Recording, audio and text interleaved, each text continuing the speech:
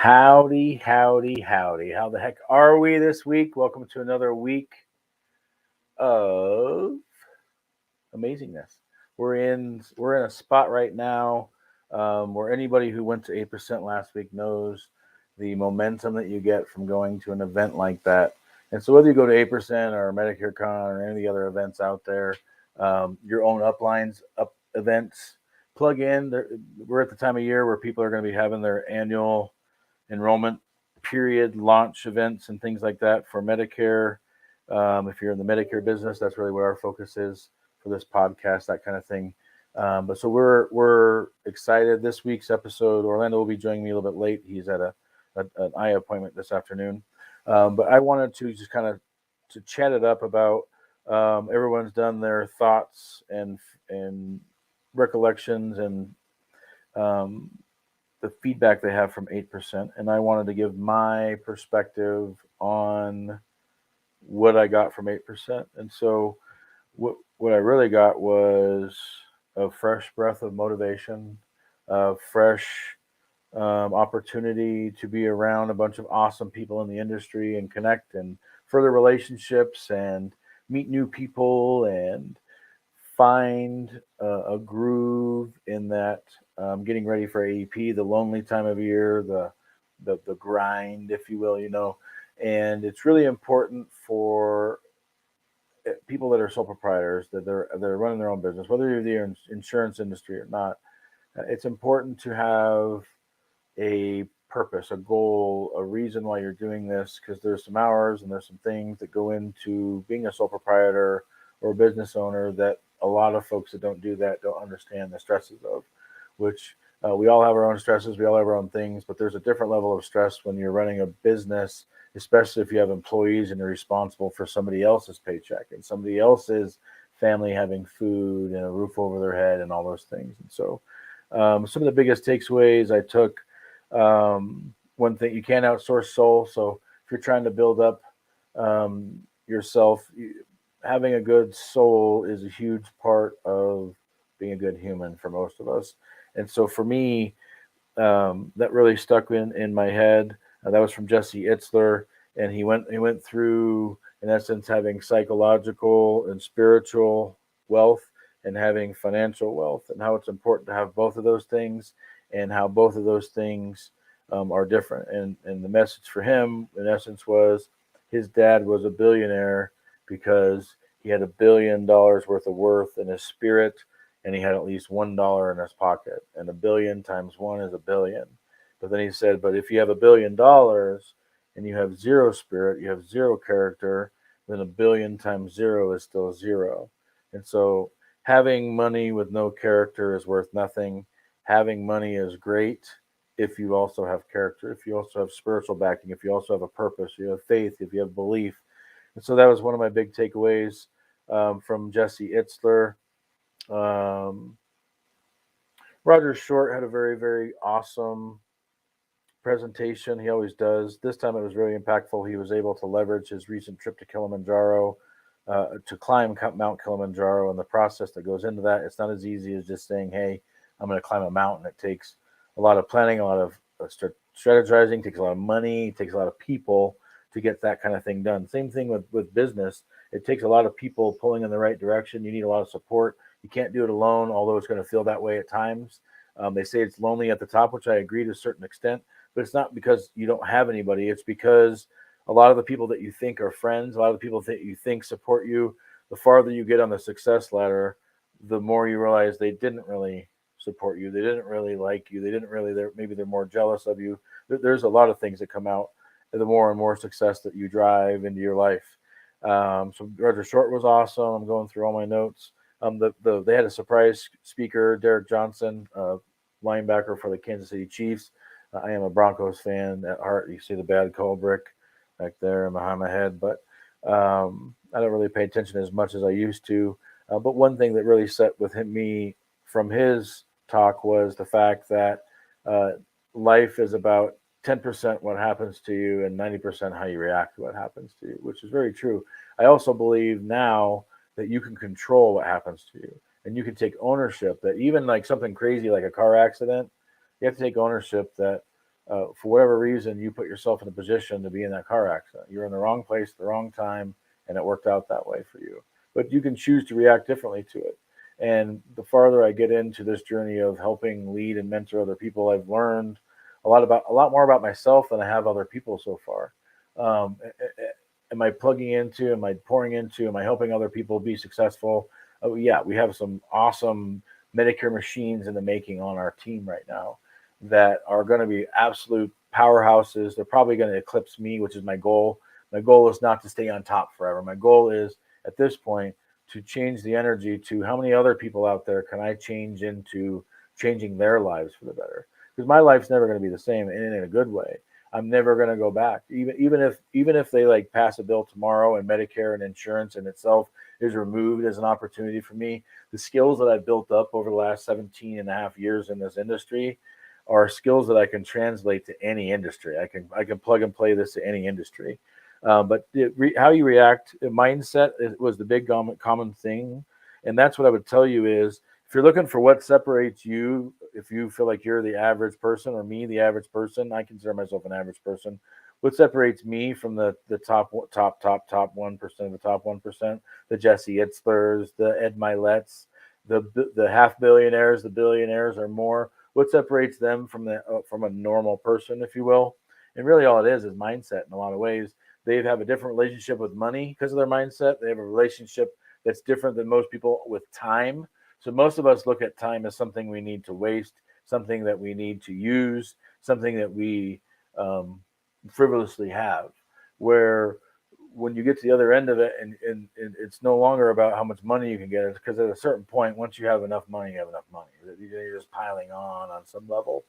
But there's a line there where things start to flip and time becomes the most important thing. And you'd rather spend money to save time. So some people might look at some person who's really successful and say, I don't understand why they spend the money to have somebody come over and clean their house, or why they don't mow their own lawn, or why they don't clean their own car or do their own laundry or any of that kind of stuff. That's part of the power of becoming wealthy, if you will, is you're able to buy your time back. It's not that they don't want to or they think they're above that, most of them. And there are some arrogant pricks, of course. But for most people, it's more about time. If I can pay someone else a reasonable amount of money, which is a resource that I can get really good at making, if I can pay someone else to do something that saves me time so I can spend more time with my kids, my wife, my family, my friends, that kind of time, it becomes more and more precious to you.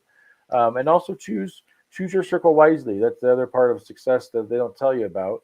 The further into success that you get, generally speaking, the smaller your circle becomes because more and more people get filtered out for one reason or another. And keep the right mindsets around you. If you put yourself in a position where your other people are going to be feeding your brain with negative energy, that's going to happen. Lauren Askins did an awesome speech. Happy is her mantra, happy is her tone, happy is her theme, if you will. And for that, she went with HAPPY, the acronym standing for health, attitude, people, pretty, and you. Health, attitude, people, pretty, and you. You got to have good health. You got to have a good attitude. You got to have good people around you. Being pretty doesn't hurt in your heart and your soul. And if you're physically pretty, it doesn't hurt either, right? And then you've got to be happy for yourself. John Whitmer talked about ownership. There's a really good message on ownership. Do more. The acronym do more broken down. And that's really the key, the mindset. Just do more. If you need to make more money, do more activity that makes you money and figure out ways that make you money faster. And you're good to see you, Jovi. I'm really, really happy to see you. I'm happy to know that I have any kind of influence on the path to your success for sure. Greg Gabikian, he's an awesome guy. If you're looking for telesales mastery, someone who can really help over the phone, he's definitely on my killer list of people that I would go to for mentorship and advice if I were trying to convert myself to a full-time type of position of focusing 100% on phone sales. And if you want to do a blitz, having a mix of types of coverage or types of marketing that you do can keep a nice variety in what you do and not get boring. And so some people do phone work one week and in-person field work the next week and back and forth. And you can kind of pick and choose. That's the beauty of the business is you can pick and choose. Think bigger was a huge theme. I wrote down that I was going to spend more on advertising.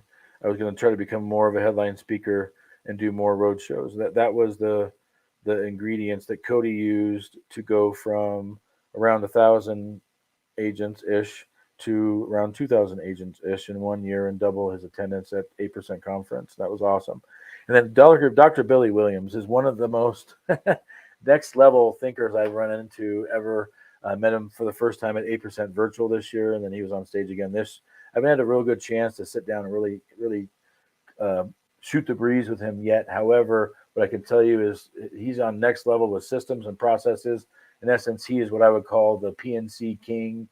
I think it was said he does over $1 billion of premium and PNC premium, which is that's an amazing number. So he has tons and tons of that. Intention plus strategy equals success. What else? What else? Ed Milet, for me, probably hit me the most. It was most impactful to me.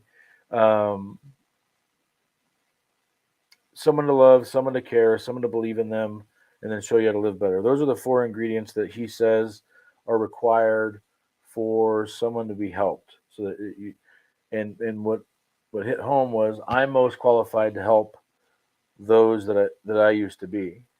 And so I have a very clear message. If you haven't watched 8%, good news. They're going to have a recording available soon. And so stay tuned. You'll be able to watch the whole thing in its entirety if you missed it. And if you missed it, you should definitely feel like you missed out. And you should definitely get your ticket for next year right now. Like, don't wait. Get your ticket. Like, must attend events for me every year at this point are Coach Birch's Monster Nation, 8% Nation with Cody Askins. And then I really like Medicare Con and the messages that go with that with Justin Brock and their group. I didn't get a chance to go to Christian Brindle's 6-figure agent summit this year, but I wanted to. It just didn't time out for me. And so I would definitely add that. But if you can't spend all year going to conferences, pick one and go to one and plug into one and get everything you can out of one.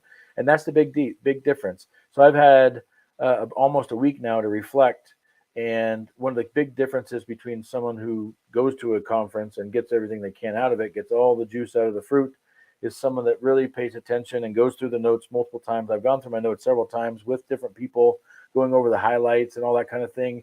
Helps keep everything fresh in your mind. And the real key is finding one good nugget at a time and implementing that, putting that into play, making that happen. And don't plan it. I was talking to some other agents this morning that are wondering how they get to the next level in their marketing. How do I help more people? How do I get more in front of more people? And a lot of it is simplification of your process. Don't overcomplicate this thing. Be yourself. Be genuine, and create a plan that creates a unique experience that you can bring to the market. That's my big tip for the day.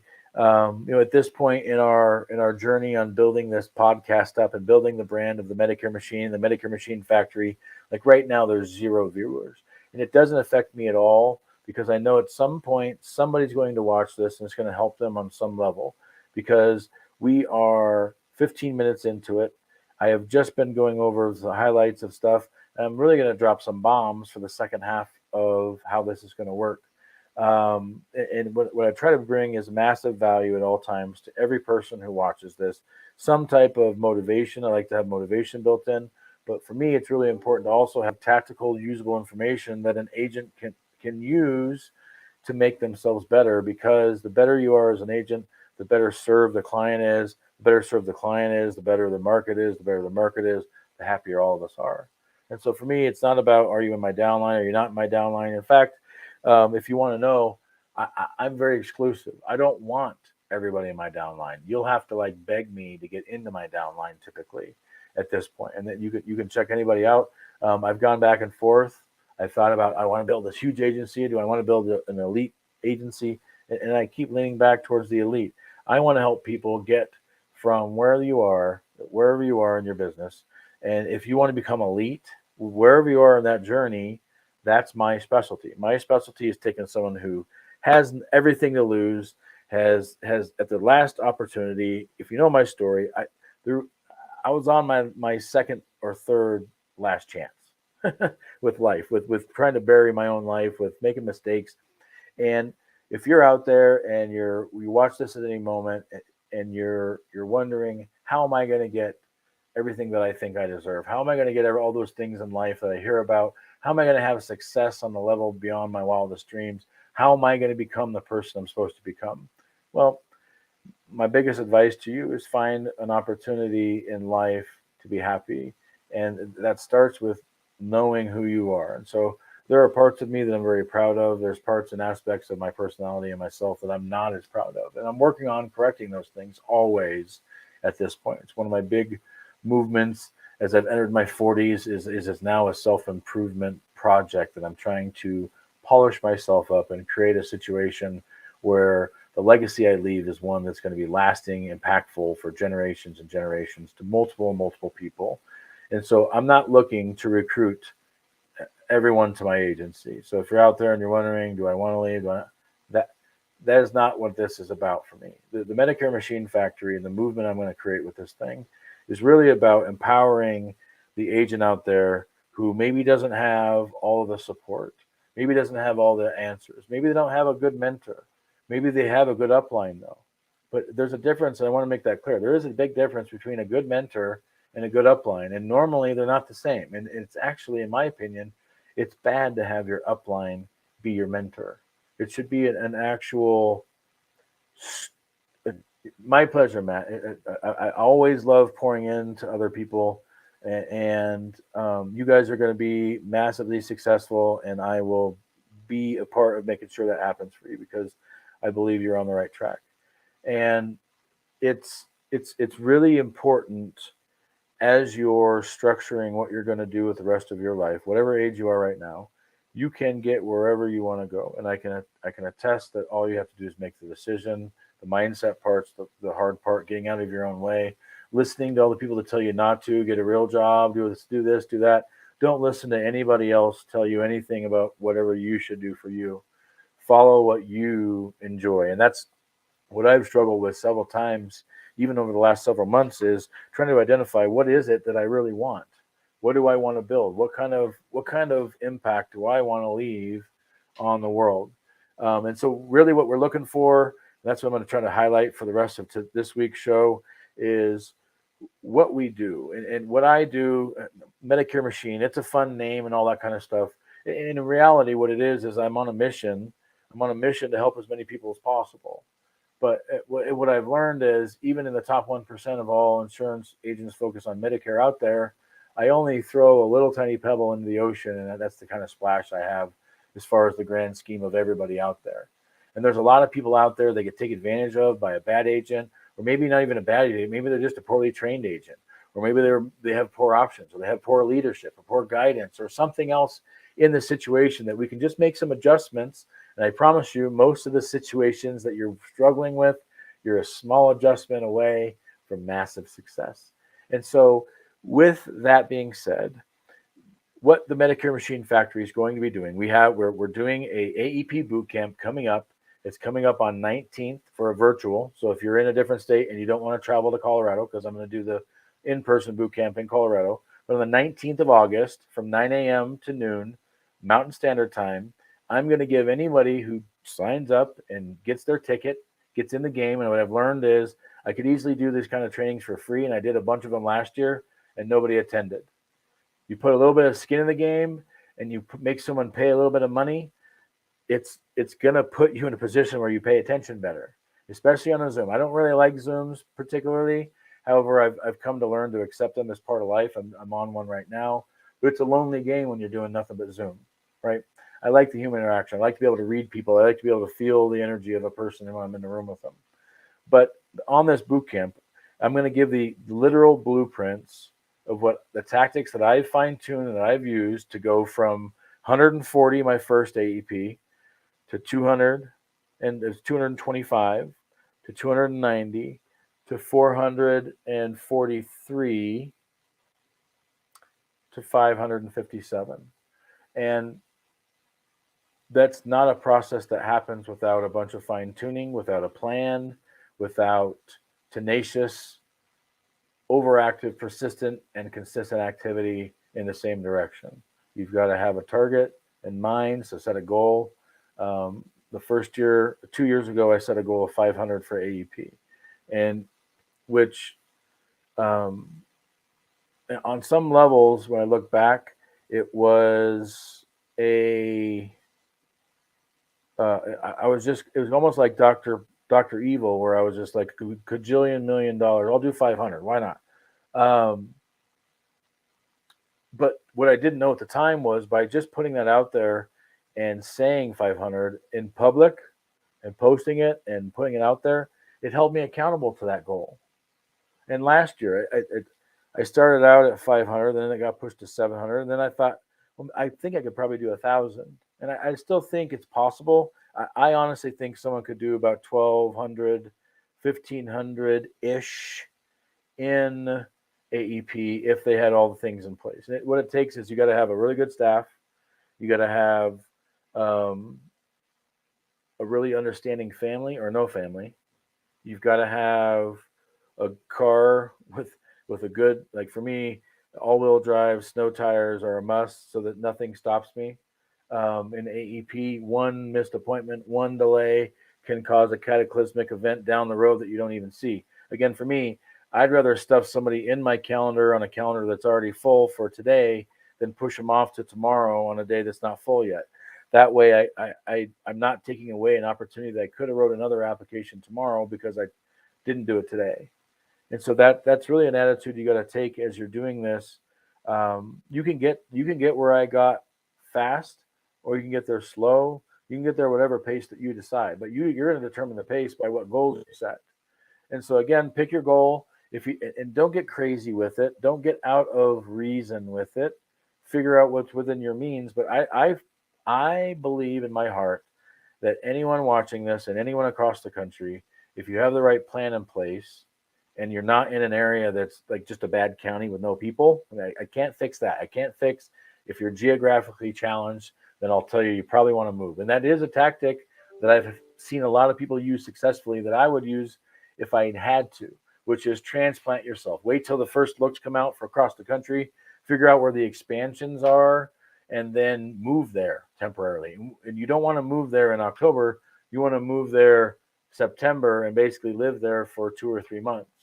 But that can be a very effective tactic. I know people that have done that and written hundreds and hundreds of applications and then leave. You could be a gypsy. You could be home based. Like for me, I live out in the middle of northeastern Colorado in a town of 12,000 people. And so for me, I went into it knowing that I was going to be driving a lot, and I drive 80 plus thousand miles a year. And I know that's part of the deal for me, but that might not be part of the deal for you. And you have to create your own parameters and understand what the restraints of what is possible for you. So for me, I can technically do less applications in AEP than someone who does phone only. So if you sit in a call center, or if you just figure out a way to sit there and take inbound phone calls for that whole time, then 100% you can write. I think you could write 2,000 or 2,500 in an AEP if you had someone just feeding you leads and you were a killer closer and they were high quality leads. Which to me, every lead's a high quality lead. The quality of the lead is determined by the quality of the agent calling the lead. I don't know if you knew that or not.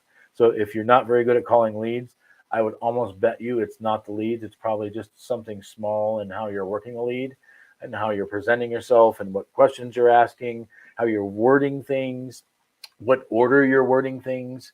When you say it, how you say it, what you say it is equally important, all of those things. And again, you want to get down to basics, the who, what, why, when, where, how of every situation. If you can answer all those questions, then you'll have a very good blueprint for most of what you need to do on any kind of activity. And so the AEP bootcamp, if it were me and you were to ask me, Joshua, and I had several people ask me this, is it worth to come to the in-person bootcamp? Well, here's what I would say. If you were on my team, so if you're in my downline, if you're on the Medicare Peace of Mind squad, then and you're in Colorado, then I would absolutely come to the in-person one because you're close. If you're on my squad in a different state, then I would attend the Zoom. If you're not on my squad and you're in a different state, I would attend in person for 3 reasons. Number one, it's 9 to 3 instead of 9 to noon. You're going to get 3 extra hours where I'm going to go into deeper levels on several things, including planning with you one-on-one to create a specific plan for your success, not a hypothetical plan for anybody in the room's success. And so for me, it's really about giving individual attention, which is why there's a limit. There's a limit on how many people are going to be in the room. And in essence, what I'm doing is it's the training that I was doing for my team that I'm opening up to people outside of my team. But the people that are outside of my team have to pay to be in that room, because you're going to get things that would normally only give to my team, including a customized marketing piece for AEP, a customized marketing postcard for AEP. There's going to be some extra tools that you get by being in that in-person boot camp that you don't get access to when you do the virtual. So either one, 19th or 20th, if you don't have that blocked out on your calendar now, I don't know what's wrong. I guess you already, I don't know why you're watching this video anyways. So yeah, I'll go through, Matt, since you guys are watching. I can spend some time answering your questions. Let's see what you got. I want to know what you say to T65s that are non-referral, and then what to say, ask the clients during AEP to get referrals. The AEP question will definitely be in the boot camp, but I'll help you on the T65. I'll be your huckleberry. So on T65 leads, again, the key is to be there first and to build a relationship first, because generally speaking, I find the sweet spot typically for lead drops to be 6, 7, or 8 months out from their 65th birthday. So that's the first thing I would do, is be out a little farther. You got to throw your line a little farther, which the downside of that is it's going to take you 3 months to build up your pipeline, because you might get people that show up at your lead right now that are turning 65 in March, and you can't help them until January or whatever that is. And so we're waiting for the window to show up. And so sometimes there can be 2, 3, 4 months in between that period of time. But once I get the lead back, my first step is going to be to get in contact with the lead. So I start with the phone. However, on the lead cards we get back, I don't mind showing it because I don't really have anything to hide. It's not anything special. You want to have a lead magnet, not like the call to action is a copy of our Turning 65 planning guide and the 4 steps to Medicare peace of mind. So when we're calling, technically we violated our agreement, because when they mail back this card, it says for people turning 65, mail this card back and you'll receive these 2 documents, or these two guides. And so in the client's mind, when we're calling, they're thinking that it was just going to be a mail in the mail transaction. They would just mail the card off and then stuff would just show up in the mail, which we could do. But in essence, you have to remember, every turning 65 person is being overwhelmed with phone calls, with emails, with their mail blowing up. Some agents are more compliant than others when it comes to that kind of stuff. And so just know they're being overwhelmed. And so you got to do something to stand out, something to be different, something to be unique. And so to answer the question, what do I say that they're non-referral? I'm going to start every lead conversation off with, hi, is this blank? And you want to be on a first name basis. Don't ever use Mr. last name. Don't ever do anything other than their first name. You're on a first name basis with them from day one. In essence, I want them to almost think that I already know them. And so the first thing I would say is research your lead first. What I mean by that is go to Google Maps, put their address in, pull the address up, look at their house, look at the neighborhood, find the closest landmarks. Where's the closest church? Where's the closest gas station? Where's the closest everything? Orient yourself with their area if you're not familiar with it. And then the second step is I would go and I would research them. I would do white pages search to see if I can get any details about their background. Have they moved around? Have they lived in one spot for a long time? Are they married? Are they not married? Do they have kids? Any kind of intel I can get. I'm also going to do a Facebook search, see if I can find them on Facebook. I'm going to do a LinkedIn search, see if I can find them on LinkedIn. Because if I can get any kind of intel on them, what industry they were in is a huge piece of information that helps me connect with them without them knowing. Same thing, if you do a Google Maps and you bring up and you drop the little man on their street and you stare at their house from the street view of Google Maps, you can look and see if they have a nice yard, if they have a good garden, if they have kids' toys in the yard, what kind of cars in the driveway. You can get a lot of information just by kind of like digital stalking them. And so I usually do all that, and you want to do that not during phone call time. Do that at midnight when you can't sleep, or the night before to prepare for the next day's calls. Whatever it is, do the research in advance so that when you're in the zone making calls, that's your job, is just to continuously, you think of it like batting practice, and you got to continually take those pitches for it to work right. So first step is to do the research. Then I'm going to say, hi, Bill, how are you today? Or how have you been? Either one works really well. Greg Herbikian, I'll give credit where credit's due. He says, how have you been? I like, how are you? Because I like manipulation and I like writing that edge. However, for me, I also like integrity, and I like to be a man of who I am and be authentic. And so for me, I just say, hi, how are you today? And that question is one of the most important questions, because how they respond to the hi, how are you tells me what kind of personality they have, what mood they're in. And then from there, I can pivot to making the presentation either long-winded and building a relationship and focusing on little things, or I can get right to the point if they're like, who the heck are you? Why are you calling me? That's a different person than, so if I say, hi, how are you, Bill? And he says, oh, I'm doing great. How are you today? That person's a different presentation than a person that says, who are you? What do you want? And you got to be ready to give both. And so I start with, hi, how are you? And then I move into a position of, how can I connect with them? And so here's an example. Let's say I've done the research and I did the Google Maps view and I looked at their house and I saw that the front yard has a beautiful, beautiful flower garden up front. Now I know how much work goes into maintaining a garden. And so I'm not going to say, hey, Bill, I stalked you on Google Maps and I looked at your house and you have an awesome garden. But what I will say is, hey, Bill, you know what I can't wait for? I was just looking outside. There are bees all over it. I am waiting for my tomatoes to pop any day, or I am waiting for my flowers, or I'm gonna say I love gardening.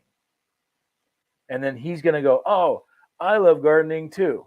And you're gonna have that moment of connection. Same thing. In the first few minutes of the phone call, first few seconds really, I'm gonna try to listen for any clues that I can get about what they're doing at the moment. If I hear Price is Right in the background, do I hear grandkids running around? Is there a dog barking? What can I do to bring myself into that room with that person?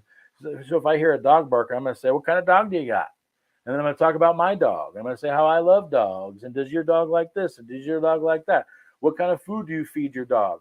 I want to go down on a tangent where they almost forget that I'm calling and why I'm calling. And eventually they'll snap out of it and go, okay, wait a minute. Who are you? And why are you calling me?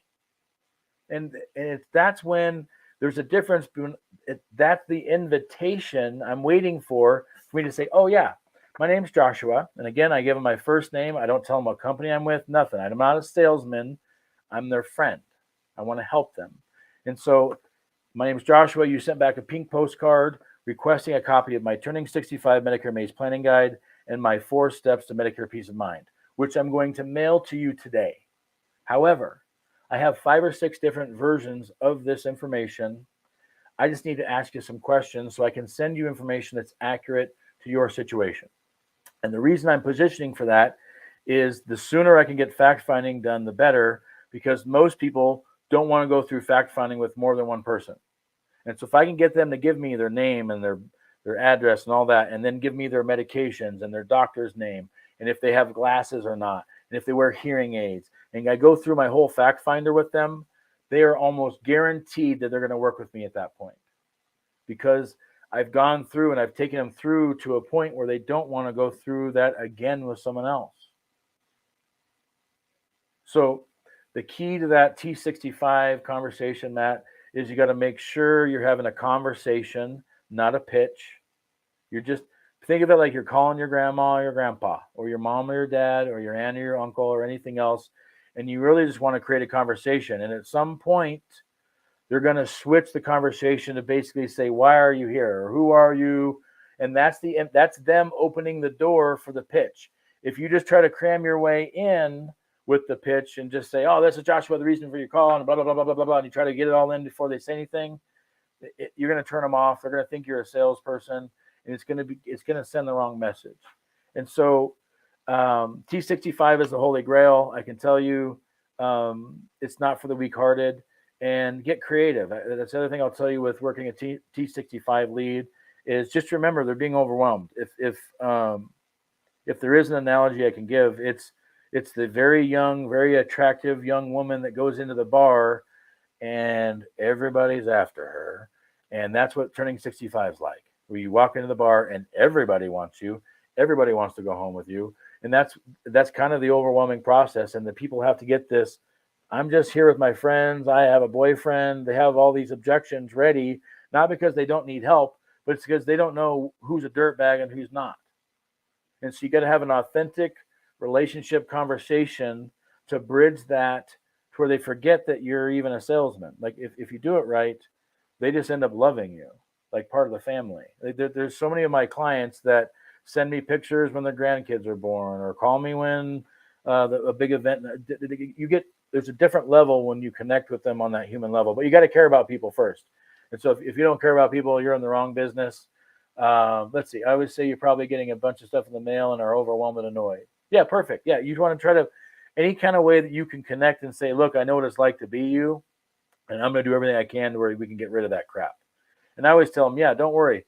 The good news is now you met me, and now you can just throw that stuff in the fire. Throw it away. I'm your one-stop shop. You don't need anyone else from now on.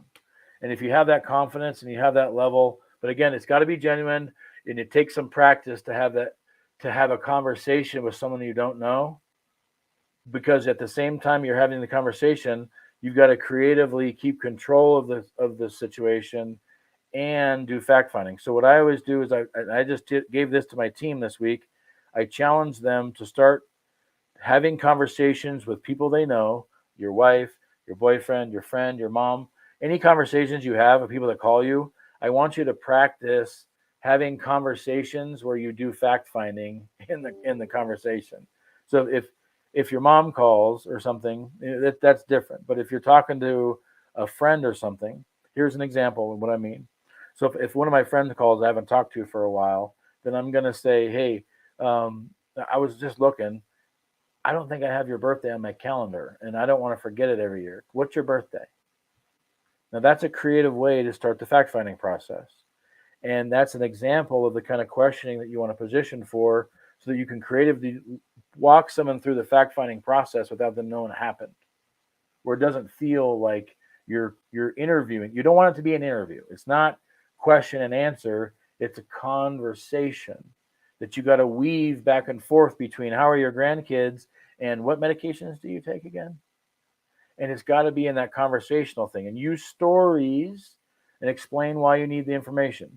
So anytime you're going to cross in to a point where it's sensitive information, their Medicare number, their medications, anything like that, just explain to them why you need the information. They'll give it to you. So an example, medications. I need to get your medication list. Some people don't want to give that to you. And so you got to tell them, look, what I do, part of the process and how I help you and how we pick out a plan on what's best for you, quote unquote, is I got to double check to make sure that all your medications are covered. And furthermore, each plan can assign a different tier to each medication. So it's really important for us to make sure we shop that. That's why I need that. And in the old days, it used to be the Social Security number was the Medicare number. So when we got to that part, it was always this barrier of trust of, oh gosh, now I got to get their Social Security number now. We're going to find out how much they trust me.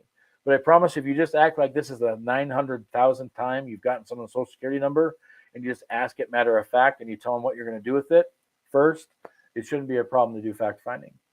Let's see how they deal with the office for aging.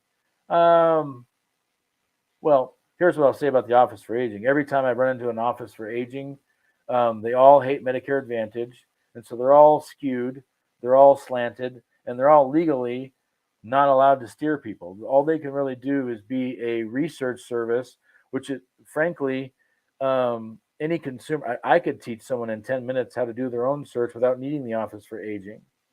And so for me, what you'd think would be an ally for me is always like a combative person. But although my local person, I did get them to come around a little bit because I was able to get them on the phone and have a conversation. And in essence, the conversation was, look, not everybody can afford a med sup. So I know you love Medicare supplement. And I know you love original Medicare because there's no rules and there's no authorizations and blah, blah, blah, blah, blah. But I'd say, what about my mom? My mom lives on $1,200 a month of Social Security, and that's it. She can't afford $150 a month for a med sup that goes up over time. What is she supposed to do? And that changed the perspective a little bit from my local rep. But you can't, again, don't fight stuff like that.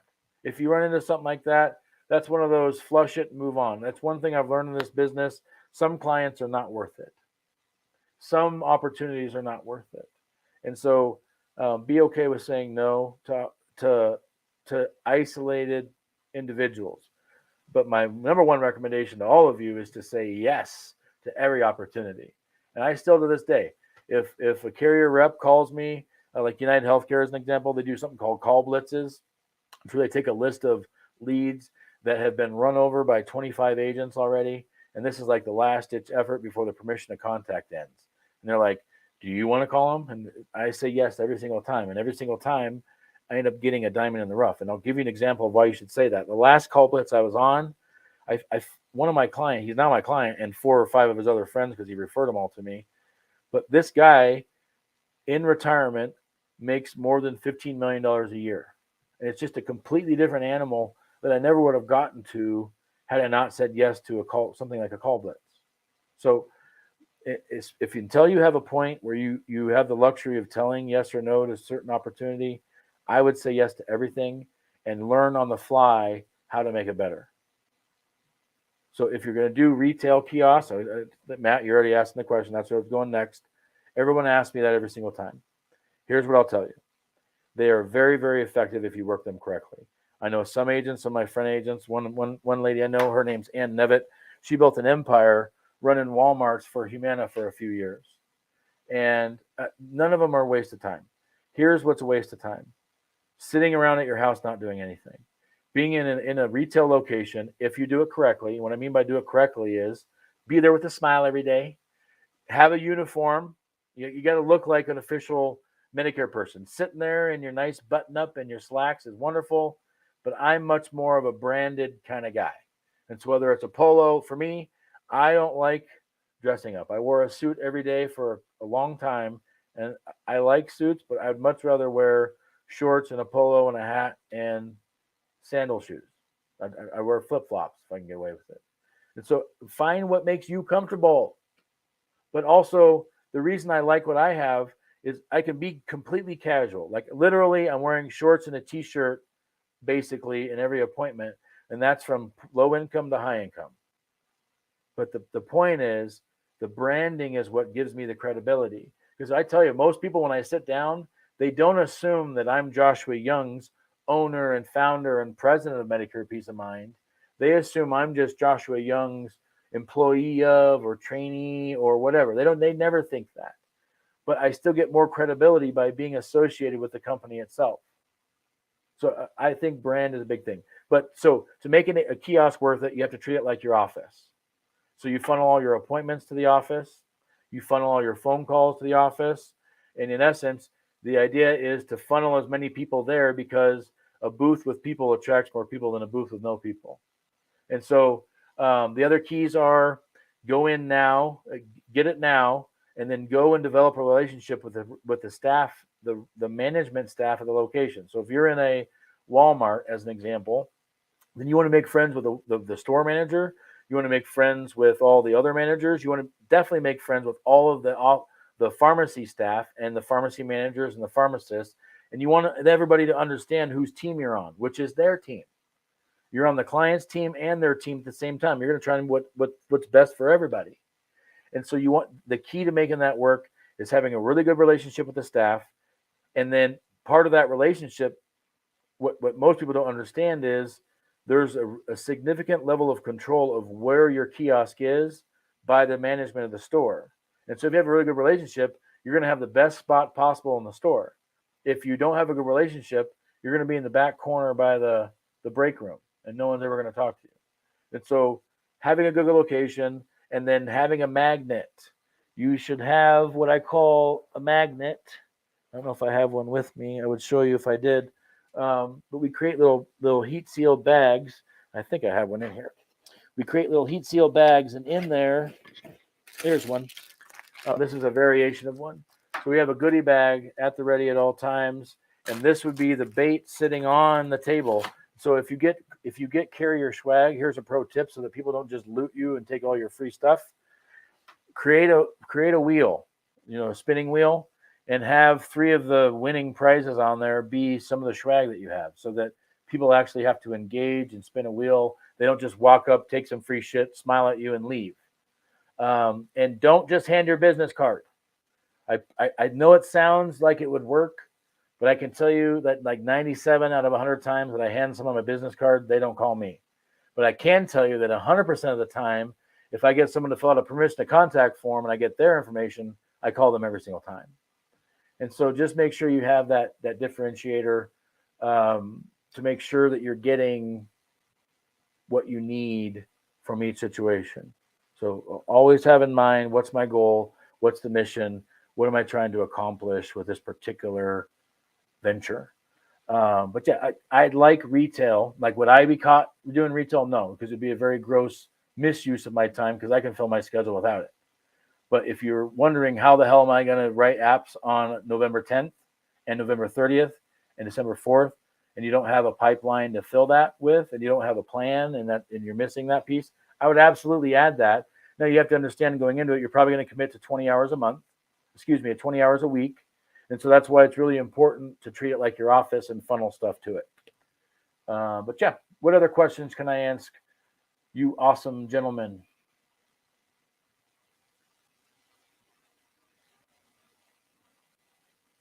You basically got like a free half-hour session with me, so don't tell everybody.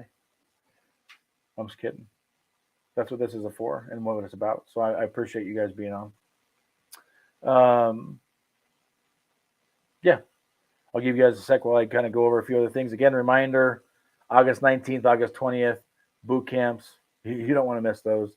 And then as a sneak peek, for all of you out there that are wondering, oh man, I wish I could get some help from Joshua. I wish I could have 10 minutes with him. We're going to have programs for all that kind of stuff. And I want to bring my abilities to help you to the masses in a form that makes you play correctly and pay attention and participate, and also makes it to where it's not a barrier for everybody. Because I really would like to help. Cody says he wants to help every single agent out there. I don't. I think a lot of agents, or some agents out there, shouldn't make it and won't make it for a lot of different reasons. And so what I want to do is I want to help every single person out there who really wants to make a difference, who wants to change who they are, who wants to change their financial future. And along the way, the most important thing, who wants to help Mr. and Mrs. Jones, who wants to help the consumer on a direct level, because to me, that's where the rubber meets the road. That's really where my mission started with, and where Medicare Peace of Mind was, because Medicare Peace of Mind and the Medicare Machine Factory would never exist if I didn't have a mission to help people on a different level, if I didn't have a mission to change my life and to become, and really what it was when I hit the field, I said one thing to myself. I said, never again will I work harder than I should. Never again will I be paid less than I deserve. Never, ever again will I earn $1 less than I've earned. And I haven't since. It's been phenomenal. Let's see. How to tie down and retain clients. So get an experience.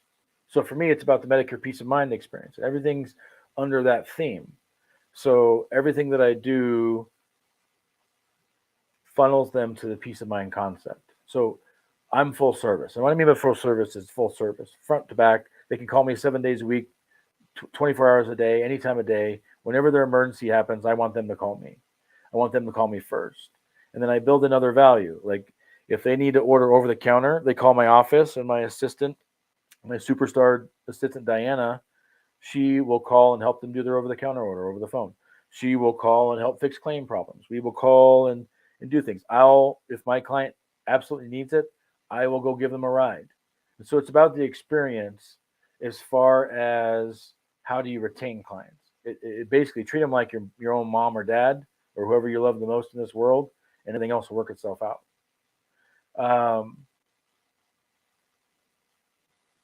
let's see, calling them every year and doing a review. No, it's not just once a year. It's not just once a year. It really is important to stay in touch with your clients multiple times throughout the year. We do quarterly touch points, quarterly calls, what they're called in my office. So every single one of my clients gets called at least 4 times a year just to check in, especially if it's like first quarter, it's really important. Like any AEP business that you write, you really want to touch them on day one. So January 1st, you want to touch them on January 4th, you want to touch them on January 31st, and you want to touch them on February 28th or 29th, whatever that year has. And you want to have those 5 touch points in the first 2 months. And on every single one of my clients, I go back after the policy starts for an in-force, in-person appointment. So even if I've met them so far and done everything over the phone, at some point at the end, I'm going for an in-force, in-person appointment to close the first sale, build a relationship, get more referrals, and get more cross-sales. Hospital, the one I did yesterday, an in-person appointment, and after going over the options, they end up going with a hospital indemnity policy on top of their Advantage plan. And so one of the big keys to doing it, being more efficient, is making sure that if there's an opportunity, if there's a need in someone's life, you're the one that fills it. And I'll tell you what happened to me one time. One of my clients, when I finally got the guts, someone talked me into finally going through my book of business, my clients, to try to go and help people find opportunities where they needed life insurance, final expense. And literally the first person I called said, Joshua, oh my gosh, I would have loved to know that you did that. So that was number one mistake. I didn't tell them what I do. And then they said, last week, someone came by, knocked on my door, and I got life insurance with them. And in that moment, I decided that was never, ever going to happen again. And ever since then, I've made a very, very hard effort to make sure that I do that. And here's the trick. To be able to let anybody let you do a life insurance quote, you basically just tell them that you have a legal obligation to do it. That by being licensed for life insurance, if you don't at least talk to them and at least give them information on it and they die, technically their family could sue you because you were in a position to help and you didn't. So just put it on the law. I legally have to give you a quote. So at least give me an opportunity to do that for you. And the best way is if they already have a policy, have them find the policy so you can review it and go over it. And if you just position in a way that makes them understand the purpose, which is I'm not trying to sell you stuff. I'm trying to help you find points of pain in the future that you can avoid. I'm trying to help you avoid what my family had to go through when my dad died, which was pass the hat. Everybody in my family passed the hat, and we had to do the best we could with whatever we could afford, which was nothing. And you got to use those kind of stories to hammer the point home. And don't be afraid don't use soft language when it comes to life insurance. Use the word die, death. Don't say pass away. And don't say if, say when. Say when you die and point at them, like kill them. You died, right? And I learned that from the great Pete Fournier, that you got to kill somebody, like point at them and shoot at them, basically. What happens when they die, right? But you got to have that direct language. Same thing with AEP, and like I said, I'll save the nugget for boot camp. Just trust me. Just like I just gave you, I have a bunch of magic phrases and tricks and things that you can word things in a way where all of a sudden everybody wants to give you a referral rather than you having to like beg for a referral. So with that in mind, we're almost to the end of this week's episode of the Medicare Machine Factory podcast. We haven't thought of a cooler name for it yet, so that's what it is for now. Hopefully you got, I know Sawyer and Matt got their money's worth today. Hopefully somebody else watching this and the review or the replay will get something out of it. If I can help you in any way, please reach out. I promise you, I am willing to help anyone who wants to get better. Now you got to come out halfway. You got to swim to me. I'm not going to come looking for you. I'm not in the business of trying to find you. You got to find me. If I can help you in any way, shape, or form, let me know. We're out here creating Medicare machines every single day, one step at a time. It's not done overnight. It is a process. It is where there's prototypes. You're going to have version 1.0, 2.0, 3.0, and over time, you'll get better and better and better. I promise. Stay plugged in. If you haven't already, subscribe to our YouTube channel. Find us on LinkedIn. Find me on Facebook. And I'll see you at the next event. Thanks for tuning in today.